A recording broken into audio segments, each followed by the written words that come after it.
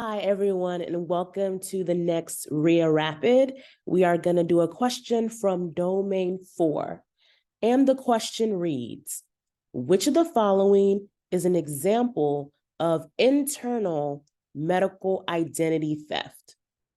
A, Sue, in her role as a patient registration clerk, uses a patient's insurance information to see a specialist for cosmetic surgery. B, Joe uses a patient's information obtained through hacking the healthcare facility system. C, Joan, an ICU nurse, assesses the record of the patient she is currently treating. Or D, Bob introduces a virus into the facility's health information system. Answering this question is going to require you to know what an internal medical identity theft is. And just for those that don't know what that is, insider fraud refers to fraudulent activities committed by individuals who have authorized access to an organization's systems, information, or assets. Now, these individuals, they could be employees, they could be contractors, they could be anyone who has access to a particular resource within an organization. So we're going to use this definition to figure out which answer best fits the example of being an internal medical identity theft. So let's talk about A first. Sue is an actual employee, right? She actually works as a patient registration clerk. And during her time in that position, she used her role to gain access to patients' insurance information and then used it for herself.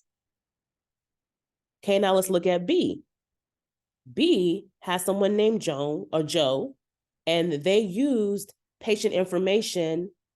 And the way that Joe received the information was by hacking into the system. So Joe is not an actual, employee or someone that actually had access. They had to hack to get the information. So based on what we know as far as the definition is concerned, we can, clearly show and be confident that B is not the answer.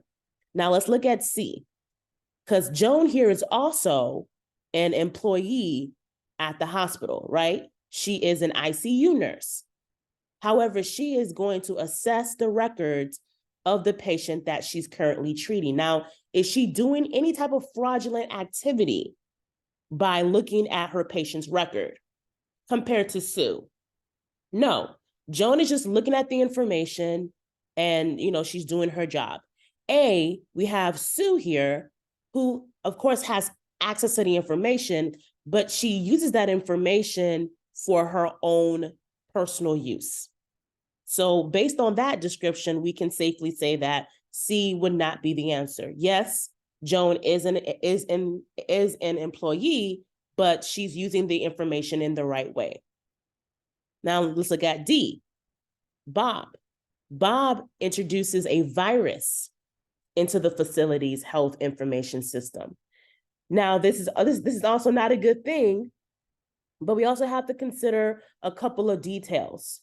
Do we know what Bob's role is at the facility? We don't. We don't know if Bob works there or not. We just know that this person brought in a virus.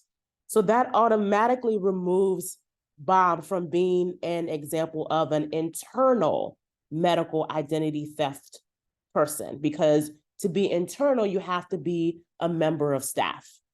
Okay, so we've gone through all the examples here.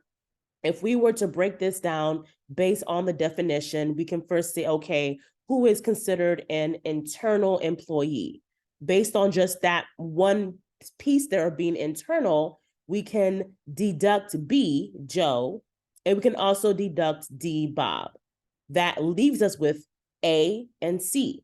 Now we have to look at the full word here, medical identity theft. who is actually committing fraudulent activity? Sue or Joan? The answer here, based on all of these things that we just discussed, would be A, Sue. Sue is committing a identity theft activity internally by using her role as a clerk to steal insurance information for her own personal use, okay? So the answer here would be A. Hopefully that was helpful. Please let me know in the comments if that actually made sense to you, or if you have any other things or topics that you would like for me to cover in our RHIA Rapid series. And I look forward to seeing you guys in the next video. Thank you for watching. Please subscribe and have a great day.